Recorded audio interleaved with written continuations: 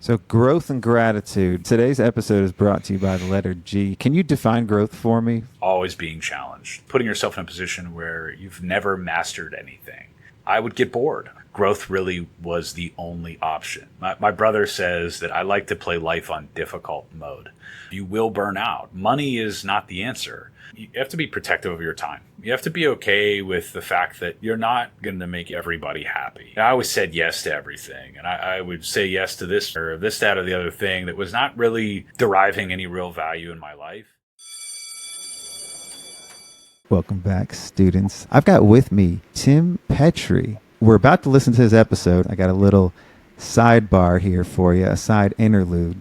Botkeeper's AI Unchained. On October 8th through the 10th in Santa Rosa, California, Botkeeper's AI Unchained. Yeah, man, I'm excited about it. I mean, first and foremost, it is in a beautiful part of the country, so an excuse to get out to Sonoma and hang out during a time of the year that's starting to get a little bit chilly in our neck of the woods is going to be pretty great. Looking forward to spending some time with you and guys like Birky and Kenji and telling our stories and sharing our journeys along the way as to, what we're trying to do and what we're trying to change in our industry. You know who else might be hanging out? Is Cal Penn from Harold and Kumar. He's also going to be at the conference. That's going to be dope. I remember Cal Penn from House as well, I believe, right? He was in House. He was also at the White House. He's a White House correspondent. Right? I think he also got his doctorate. This is going to be a dope conference. All the content in there is relative and relevant to a modern day firm like yourself. So anybody listening, you can register for this. We actually have a discount code for you or a link in the show notes that you can click on and you can get your ticket. Tickets are normally $7.99.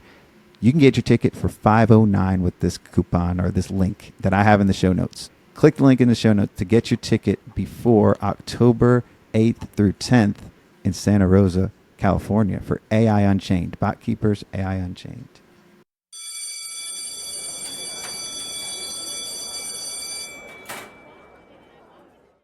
Welcome back to our class. It's the guide. Please take a seat. Step into this unique guidance session. Navigate with me. It's the capital S. Oh yes, I'm fresh. C-O-O-T. Y apostrophe O-K-R apostrophe. See? Yeah, janitor Scott coming to you live from the closet with a bucket and a mop. So find a cozy spot. We all want financial freedom. ACCOUNTINGHIGH. Preach. Putting this course together. Sit back, relax, open your mind. Classes in session. Guidance class at Accounting High. Introducing the star of our show, Scotty and Timothy. We're gonna have a problem here.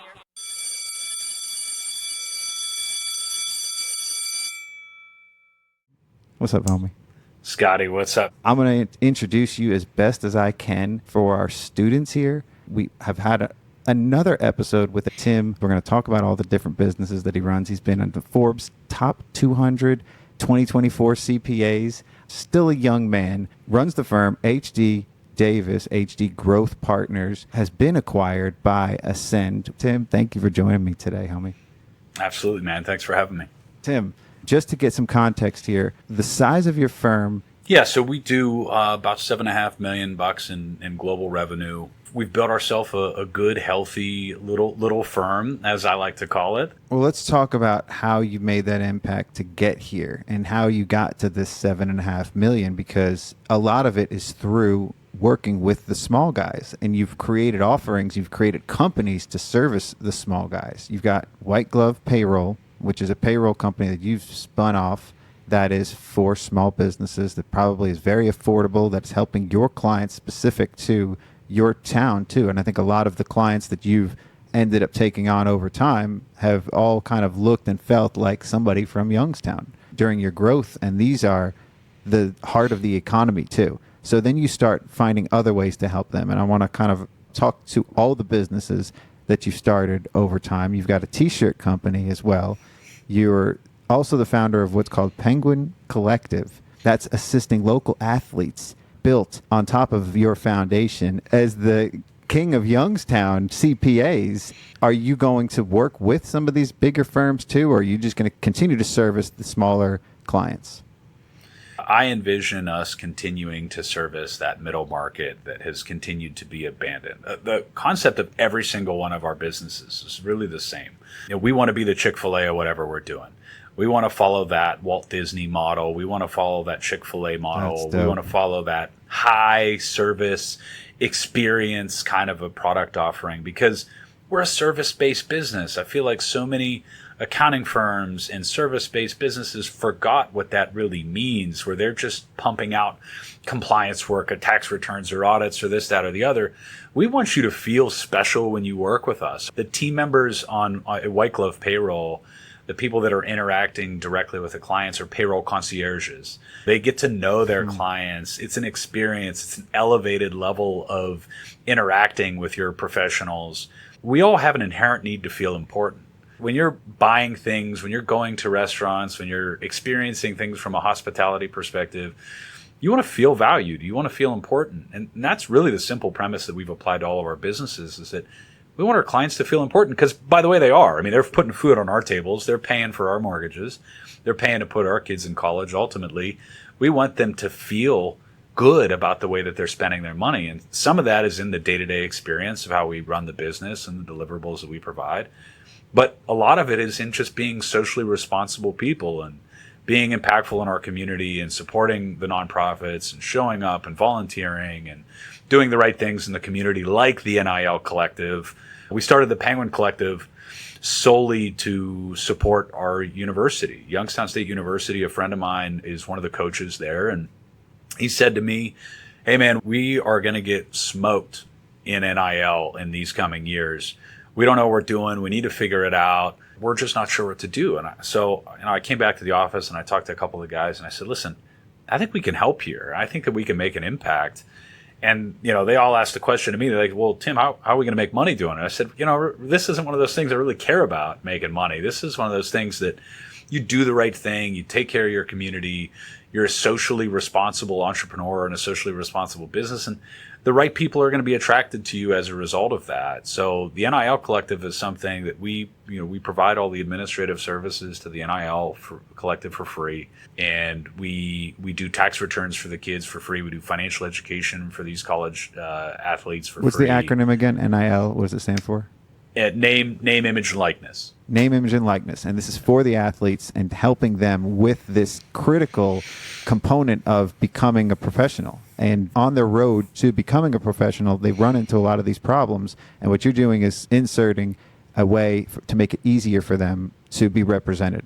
And that's right. To actually start getting paid for this, because that's something new as well, is the athletes are allowed to get paid. What you're seeing is you've had this perspective as a business in the local community and in businesses.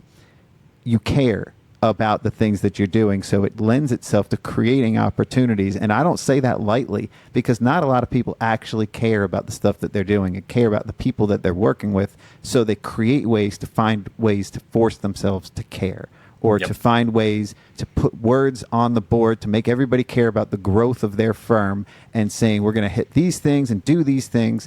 And they're not really preaching anything of substance. In this scenario, your employees and the people and your clients are all feeling the impact that you're having as you're growing, because you're helping more people.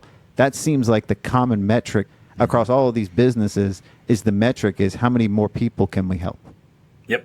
Yep. I mean, that was, to me, I never in a million years imagined that I would be here today. I mean, Scotty, I was washing semi-trucks to put myself through college at the Blue Beacon Truck Wash for 50, 60 hours a week while I was going to school full time. Tell me about washing a semi-truck. What goes into that?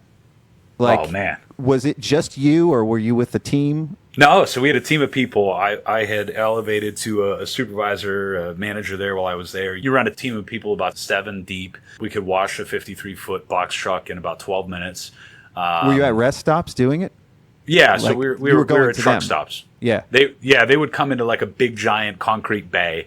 We'd have, 7 or 8 pressure washers in there, and you pull them in, you find out exactly what they need, and you get to work, man. We were a well-oiled machine there while we were in college, and it was me and a lot of my buddies that I went to school with. We had a blast while we were doing it, and we learned a ton about business. We learned a ton about processes and scaling things and providing service. And no, I think that's fascinating too. This is, as the journey goes, you can understand a lot of these businesses because you've had one on your own, or you had experience with one. So sorry to interrupt, because you say you clean semi trucks, and I got to double click on that one, because that was like, you can't let that pass by. I'm sure semi trucks get pretty dirty too. Yeah, I mean, from semi trucks to doing taxes is certainly a bit of a transition here, but yeah, I mean, it's it's like cleaning things up, right? You got that right, man. Yeah, it was one of those things that I went into accounting because I wanted something safe and I wanted a job, and I didn't come from any money. I was raised by aunts and uncles. Lost my parents really early on, so like Both I your was. parents? Lost my mom when I was 4, and our dad left right after that. So we had a group of aunts and uncles and family members that took my brother and I in, and had an aunt and uncle that spent a lot of time with me and took me into their own home for many, many years. They were entrepreneurs. They owned a motorcycle shop. I learned a ton from them and the challenges that they had seen. And I was always somebody that was just attentive to what was going on in the world. And that clicked for me. I saw the lack of service that they got. I saw the lack of help that they got. I ultimately saw their business fail during and or after their succession plan because they just didn't have the support they needed around them for that small business. Mm-hmm. So for me, all of this comes back to having an inherent need to want to pay it forward. I mean, I'm so grateful for everything that I have and the opportunities that my children will have compared to what I had, that you can't fake caring, right? And for me, it means a lot because I'm appreciative and grateful from where I'm at today. So every foundation of everything that I've done or everything that I will do into the future is about how do I package up the things and the gifts that I've been given and give more of those opportunities to somebody else. If I can keep doing that, I'm going to have a really enjoyable rest of my career. So growth and gratitude. That today's episode is brought to you by the letter G here. There's a lot of that threaded through a lot of what you're doing. HD Growth Partners, and you've seen growth is like, can you define growth for me, for you? Yeah, I mean, I think defining growth for me is always being challenged, is putting yourself in a position where you've never mastered anything. I've always lived by the mindset of if you're not growing, you're dying. Not so much in a negative connotation, but like I would get bored. I always did get bored. So I've always put myself in a position where growth really was the only option. My brother says that I like to play life on difficult mode. I like to intentionally try to make things more difficult because I do better with that sense of pressure. So like I'm consistently living outside of my comfort zone because it's pushed me and I'm most comfortable there. So growth to me is living, in that little circle where they say this is your comfort zone, and just being just outside of that. For me, right. That's important. It's hard for me to define what comfort would even look like for me. I think this is now my new comfort zone, Your new comfort zone is being uncomfortable, because if you were comfortable, you'd be bored. Yep. Is that right? Yep. Yeah, and I think that really has become a foundation of a lot of our businesses too. We've tried to make sure that everybody is staying in that mindset, and pushing our employees to do that makes it that much more impactful to them. And then as a result, they're growing faster, and they have higher earning potential faster, and they have a different career trajectory. So, that mindset has worked well for me, but ultimately I think it's what has lended to the fact that we have a really low turnover rate. We have high retention of our employees, and they're excited about being here. As a traditional accountant and hearing about your journey in these acquisitions, so now I want to come back to this whole growth to getting to 7 million in such a short time frame. And you did that through a lot of small, grinded out acquisitions. These like single solo practitioners, probably ready to retire in your local area, acquiring their book of business, maybe an employee or two here and there of those. I'm just kind of summarizing it for our students here. That scared me to hear that at first, because the other time I've had somebody on this show that has done a lot of those acquisitions, they burned themselves out. They sold their firm and they went on to go work at a software company. And I've heard these stories of acquisition after acquisition, and they burned themselves out. You've done this 17 times and you're energized by it, and your employees are energized by it. You're not burning anybody out. And that's because I don't think you're doing it from a place of greed or from a place of wanting to do better for yourself. I think you're doing this from a place of growing, trying to defy the odds here, because it's not common in business and in industry. What we've seen from our elders and from the people before us, from the firms before us, they're not setting an example to do this for others. The partners at a lot of these firms are not setting the example to do this to benefit anybody else at the firm but themselves, are the ones that have made it to partner. Right? Hell like, yeah. Fair? Yeah, I mean, you couldn't have said it better, man. I mean, having 3 BMWs and a vacation house and all this other stuff will not drive you far enough. It just won't. I mean, it won't fill your cup enough. You will burn out. Money is not the answer. Money is not the thing that motivates people to continue pushing through this stuff. It's the reason we all do what we do in the first place to start with. We all do it for a paycheck, and we need to get paid. Yep. So we still have to understand the power that it has over us, but it's not the be-all, end-all is what you're saying. Yeah. And that's the mentality shift that you need to have at a certain point to avoid the burnout, is that why are you doing this? What are you doing this for? If you're just doing it to make more money, it's not going to last. If you're doing it to make a bigger impact, if you're doing it to pay it forward, if you're doing it to create other opportunities for others, then it fuels you through those really difficult moments and allows for you to continue pushing through the stress. I mean, you might lose a little bit of hair like this through that. I was going to mention that somewhere. I'll let you do it on your own. I'm looking through pictures and I see Tim with hair on a lot of them, and then all of a sudden no hair. So at least somewhere along here you understand that this stress does get to you somehow, because you're doing a lot. You're putting a lot on your shoulders, homie. So somewhere it's showing, right? Yeah, and I mean, you're either ready for that and or weathered for that or not. I mean, I think the difference is I didn't have the normal upbringing that a lot of people have, quote unquote, whatever normal is, right? So I was weathered for that. I was conditioned to be ready for hard work. Like I started working really hard when I was 15 years old. I mean, I was working full time in high school and college. Burnout can impact people very differently. If you started working when you were 23 years old and leading up to that, you just went to school, then you're probably not going to be conditioned for what I did. But for me, it's like, listen, this was just business as usual. I mean, if I didn't press that hard, I don't know that I would have been as good at it, maybe. But, that's just been my mindset always. So, yeah, I could see how that would chew people up and spit them out and burn them out. And listen, I'll be honest with you.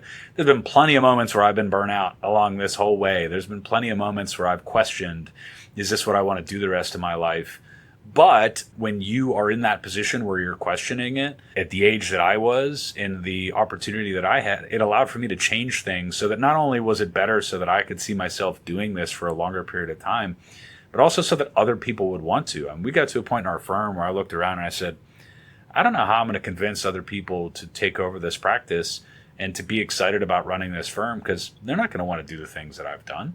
So we needed to change. We needed to adapt how we were doing business and the clients we were servicing and our systems and our processes and the platforms that we were using to empower that ability to have work-life integration. And those are the things that you have control over as an entrepreneur, to be able to change those things, as opposed to you're working for a big firm and they tell you, boy, you just got to keep your head down for another 20 years and you'll get paid. It doesn't feel the same.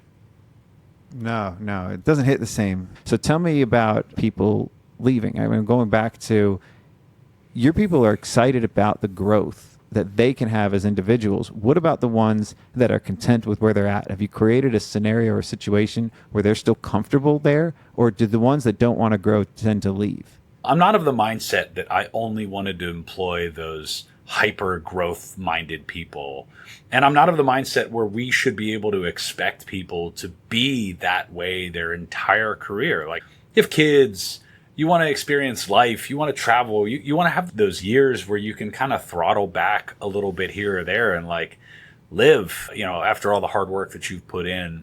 So the way that we structured this so far is to give people that base compensation, to give them that big bonus potential, to say, hey, you want to go out and kill it, you want to go out and grind, you want to go out and put in the extra time, here's how it's going to result in more money for you. Mm-hmm. If you don't, we still have a very clear expectation around what it takes to remain employed, what it takes to be good, and what it takes to be excellent. Those people that are excellent are going to make more money than the people that are good. But the people that are good are still going to have a great career and a great opportunity to earn a very good living and to have balance. And I thought that was really important, because I think that what most firms do is they just have these unrealistic expectations of people year after year after year after year. And you can't have a good culture if you're not going to give people room to live their lives. That was how we felt that would handle that would work, that would support people that have kids. They want to slow down a little bit. I've got 2 young kids myself. I got a 7-year-old and a 5-year-old, and I see things from my own perspective. It's like, I want to be at the baseball games, man. I want to be at the practices, and I want to do the other things. And I wanted to grind when I was young before I had those kids, and I was cool to work 70, 80 hours a week. I didn't mind. I knew that there was going to be some reward for me in doing that, but I wanted to create something so that people had the ability to scale back and not necessarily put it on cruise control, but not have that pressure looming over your head that you got to just keep outperforming last year and keep outperforming last year, because that mindset is what trapped a lot of people in our industry. You know, they got the partners up top that are making a boatload of money. You got a huge income disparity between those folks and the people that are doing all the work. And that's how they made so much money for so long, is they kept that gap wide open, and they kept people just put your head down, put your nose to the grind. And they made a lot of money off of those people from 5 years of experience to 10 years of experience. And the longer they made them wait to make money, the more money those people at the top made. So we had the opportunity to rebuild that from the beginning, and we feel that that'll be better for those folks. You don't have to be hyper crazy growth minded every single day. You can live your life. For the ones that want that, you've created paths or tracks for them to go on, and you've defined what those pathways look like potentially to be able to do that. Tim, Botkeeper's AI Unchained. This is the kind of place that you need to be if you're thinking about changing your firm into a more progressive firm. If you're already there, if you're halfway there, if you haven't started yet, these are the people you need to be around. And so looking forward to be a part of that and helping to share whatever tidbits we can to help people along the way in their own. So, Tim, I've been to a lot of conferences, and I don't think we've crossed paths at conferences, but have you been to a conference that has pickleball, plate smashing, lawn games, and an outdoor venue in wine country? Most accounting conferences are kind of the same old, right? I mean, you go to the conference, you listen to other people talk, you go eat, you have a couple of drinks. This one is a little bit outside of the box. I'm pumped about all the extracurricular activities. We're all in. We're going to be there for a few extra days. You know, if we're flying all the way across the country, we might as well make the best of it. Networking, socializing, these are the things that happen at conferences. This one just does it to the max. It's going to be dope. October 8th through 10th. We actually have a discount code for you, or that you can click on, and you can get your ticket. Tickets are normally $7.99. You can get your ticket for $5.09 with this coupon or this link that I have in the show notes. Click the link in the show notes to get your ticket before October 8th through 10th in Santa Rosa, California for AI Unchained. Botkeeper's AI Unchained. So for you, how have you been able to create time to be home with the family when you're running 5 businesses and you're growing like crazy?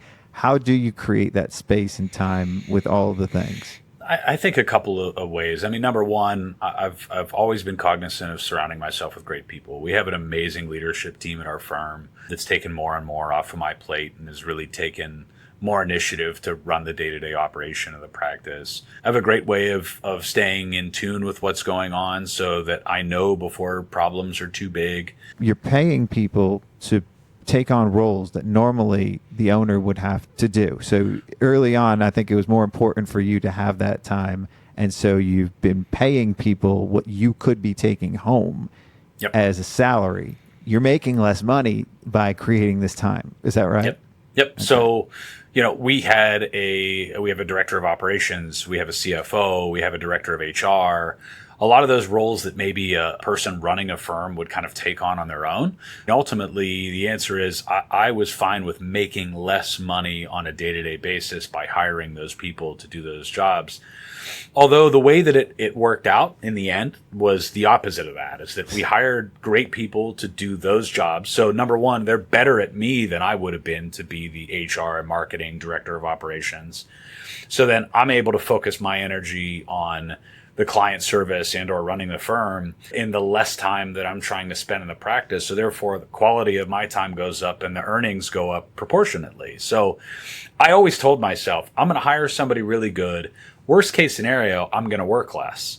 And every single time it's turned around the other way around, is that we hire somebody great.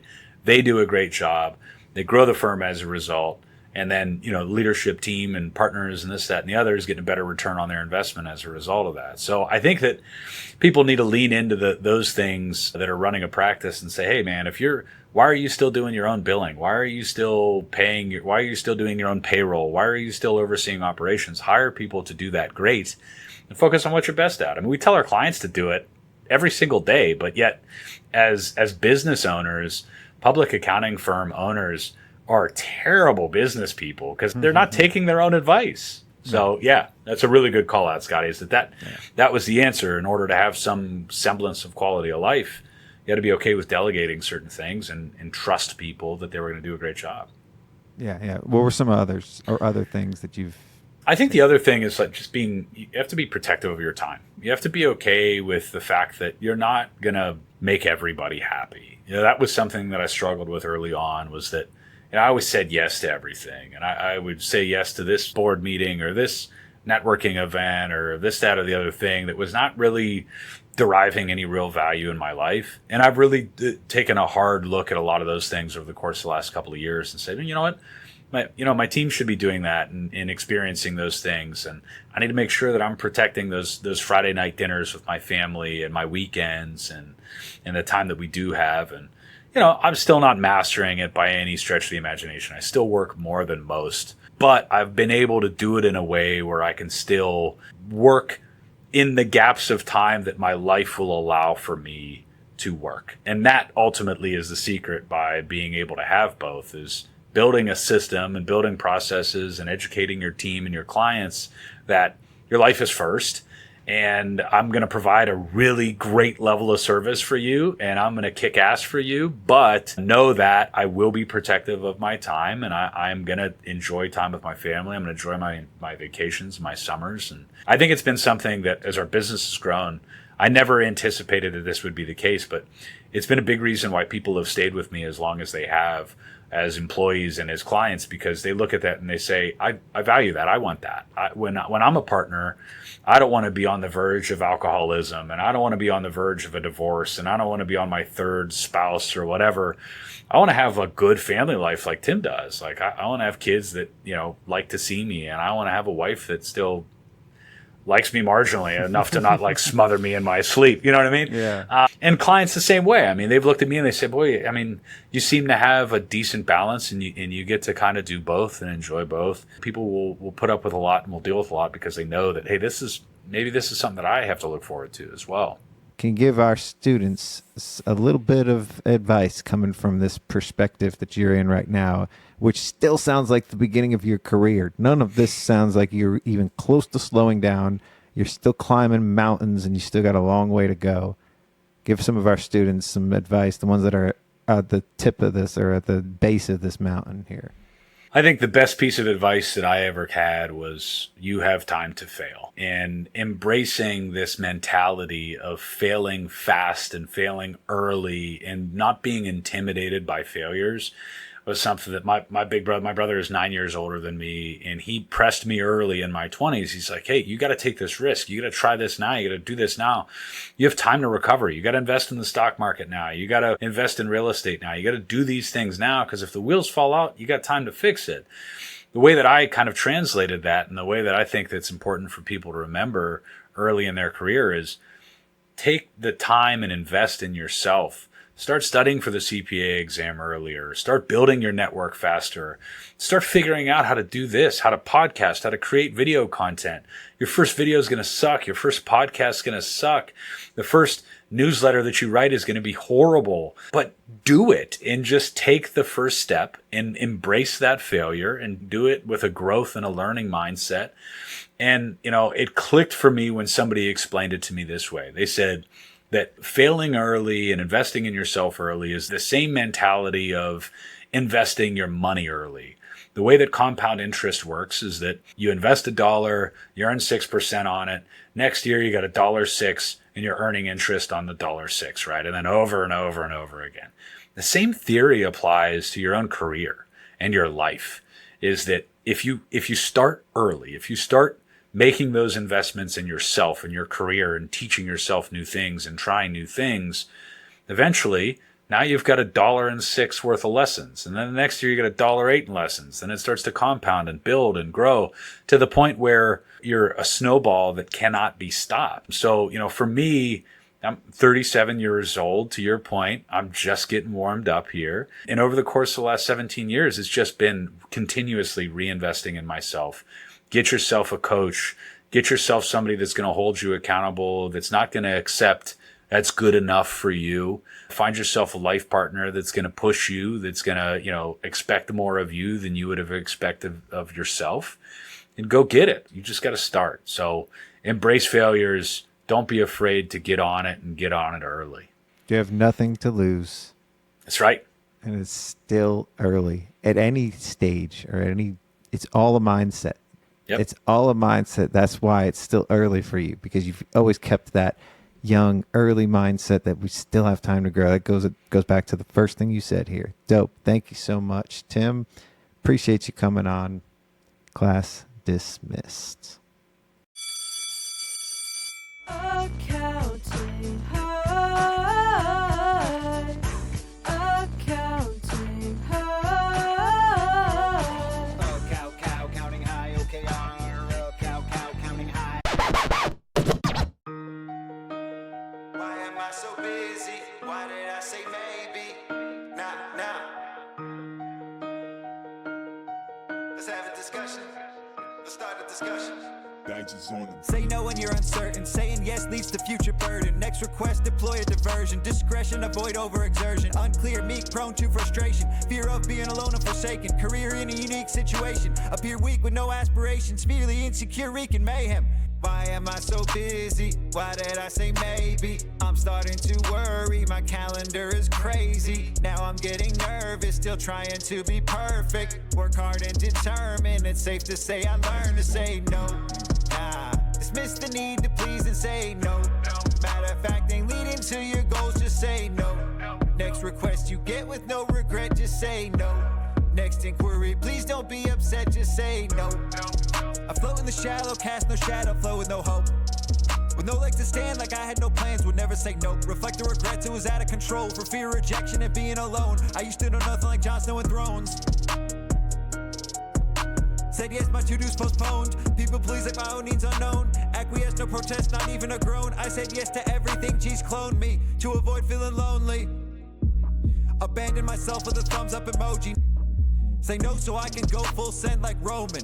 These words flow stronger on podcast if spoken. No longer insecure, no longer broken. Okay, rapper, I'm never gonna be hopeless. Found my shadow in the depths of the ocean. Now say no if it's not a faux show or a hell yes. Why am I so busy? Why did I say maybe? I'm starting to worry, my calendar is crazy. Now I'm getting nervous, still trying to be perfect. Work hard and determined, it's safe to say I learned to say no. Dismiss the need to please and say no.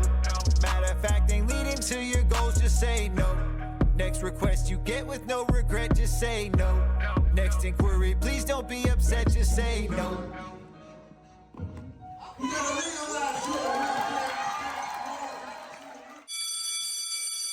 Tim, Botkeeper's AI Unchained. There's going to be a lot of cows there too. This is in California, so we got Cal CPA is jointly putting this on. They were the reason that this is in California. So this went from East Coast to West Coast. There's also a guy from New York that's going to be there, Calvin Harris. So that's another Cal. So we got California, we got Cal CPA, Calvin Harris, but we also got Cal Penn, as we discussed. So that's 4 Cals that I can think of. There might be more. I believe there's going to be an OKR appearance here as well. So I think That's we're right. all pretty excited about that. You heard it here first. Students, you're in for a treat. If you come join us, you might get to see my alter ego. Yeah, You can't miss dropping that. too. I mean, yeah, that's just the bonus. That's like the icing on top of the icing. A little wine, a little lawn games, AI and accounting, and then some OKR jams. I mean, that sounds like a pretty okay week. We got Lauren Baptiste, Dave Bergstein, Nick Boscia, Rafael Casas, Travis Cherry, Nina Chmura, Korey Cournoyer, he's our homie here at Accounting High, Gale Crosley, Seth Feinberg, Marianne Fisher, I met her last year, she's dope, she's been on the show, Sharrin Fuller's also been on the show, she's dope, Chris Gallo, Matthew Geary, Angie Grissom, Cal Harris, who I just mentioned, Will Hill, Michael Sue, Kenji Kuramoto, Mike Maximus, Nike Air Max, you got to check out his APRIO shoes, Blake Meilke, Gaynor Meilke, Patrick Morrell, Enrico Palmerino, and Tim Petrey, Megan Ricketts, and Scotty OKR Scareno. We got another Scott Saucy, also my initials. That I'm excited to meet him.